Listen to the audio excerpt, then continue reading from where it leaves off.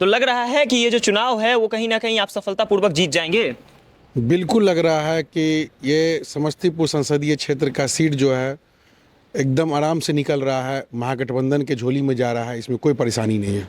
अच्छा, एक चीज बताइए, महागठबंधन की तरफ से या कहा जाए तो कांग्रेस की तरफ से सीट शेयरिंग इतनी लेट क्यों हुई आपके लिए, इतना ज्यादा लेट क्यों हुआ? आपके पिता हैं महेश्वर हजारी जी, आशीर्वाद किधर मिलने वाला है? शांभवी चौधरी एक पार्टी के नेता होने की वजह से शांभवी चौधरी जी को आशीर्वाद मिलेगा, या बेटे होने की वजह से सन्नी हजारी को आशीर्वाद मिलेगा महेश्वर हजारी जी? मैं कहें तो कोई 3 कारण बताइए जिसकी वजह से सन्नी हजारी को यहाँ की जनता चुने।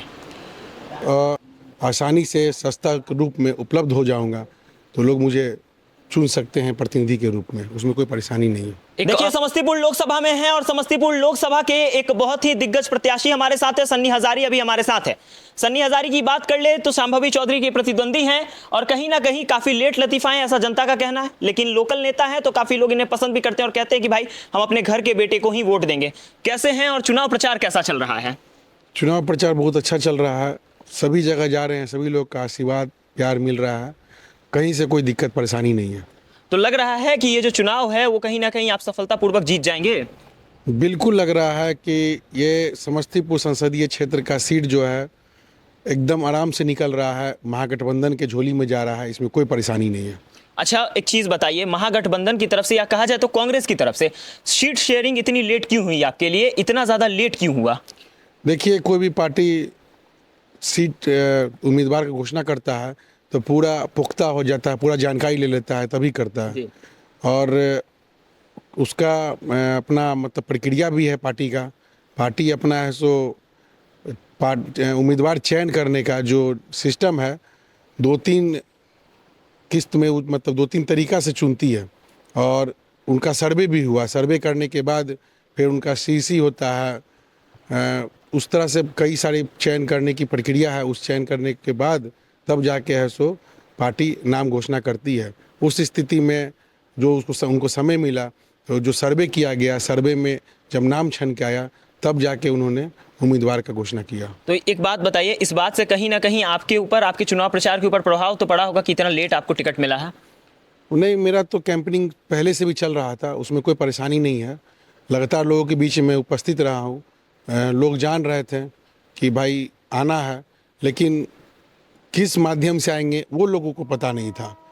कहीं ना कहीं हम जब पार्टी ज्वाइन किए तो लोग पूरा कंफर्म हो गए थे कि अब इनका है कि पूरा एकदम समर्पित, क्योंकि कांग्रेस के प्रति पूरा समर्पित थे, हम काम कर रहे थे, और पूरा उनका जो पद यात्रा था राहुल गांधी जी का, उनसे ही बहुत प्रभावित थे। तो मुझे लग रहा था कि नहीं, आने वाले समय में पार्टी ज्वाइन करके उनसे लूँगा, और चूँकि वो पूरा सर्वे करके जब मेरे नाम का किए तो पूरा छन के नाम आ गया, तो भी पूरा निश्चित हो गया और उसके बाद फिर घोषणा होगी। अच्छा, एक चीज बताइए, शांभवी चौधरी जी का एक बयान आता है, आपकी प्रतिद्वंदी हैं, अच्छे तरीके से आपने देखा ही होगा, थोड़ा बहुत तो जानकारी आपको हो गई। उनका एक बयान आता है कि मैं अपनी पार्टी के यानी कि एनडीए गठबंधन के एक नेता महेश्वर हजारी जी से आशीर्वाद की आकांक्षा रखती हूं।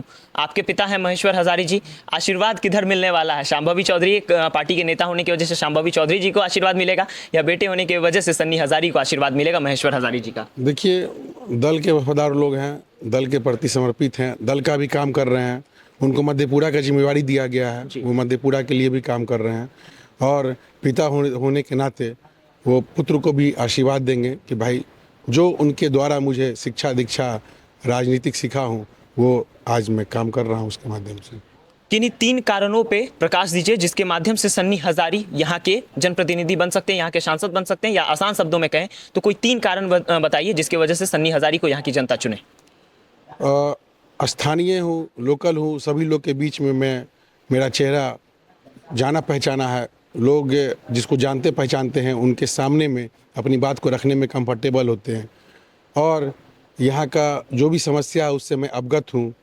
काफ़ी सारी समस्या हैं, लोगों के बीच में जाता रहता हूँ, गांव से निकला हूँ तो पता है ज़मीनी स्तर पे क्या है, तो इसीलिए लोग मुझे आसानी से सस्ता रूप में उपलब्ध हो जाऊँगा तो लोग मुझे चुन सकते हैं प्रतिनिधि के रूप में, उसमें कोई परेशानी नहीं है। एक और सवाल है, लोगों का जो सबसे ज्यादा सवाल है भाई, भोला टॉकीज गुमटी और मुक्तापुर गुमटी पे लोगों का काफी आक्रोश नजर आता है, काफी लोग वहां पर चिंतित नजर आते हैं। हमारी जनता जितनी भी है वो त्रस्त है इन दो जगहों से। वहां का जो ओवरब्रिज का निर्माण है, फ्लाईओवर का निर्माण है, उसके ऊपर बार बार जुमला दिया जाता है। कई नेतागण आते हैं, कई तरीके की बातें करके जाते हैं। क्या सन्नी हजारी जीतने के बाद भोला टॉकीज गुमटी और मुक्तापुर गुमटी और जाम की समस्या के ऊपर काम करेंगे? बिल्कुल। भोला टॉकीज चौक जो है मेरे घर के ही पास है। हम भी काफ़ी परेशान रहते हैं इस जाम से।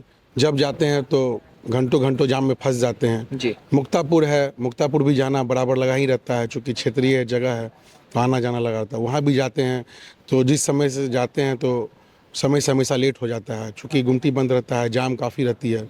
इसके कारण बाजार समिति भी रहता है, उसके कारण भी जाम होता है। यदि फ्लाईओवर बन जाता है वहाँ पे तो दोनों जगह से जाम का समस्या ख़त्म हो जाएगा।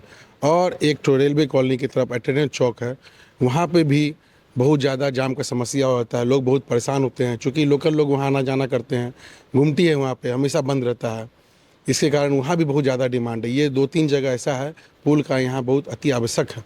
और लोकल होने के नाते सबसे मेरा पहला प्राथमिकता रहेगा कि इस पे मैं इस फाइल को तैयार करूँ, इस फाइल पे काम करूँ और कोशिश रहेगा जल्द से जल्द। पहले भी कोशिश लोग किए थे लेकिन किसी कारणवश नहीं हो पाया, वो पता नहीं।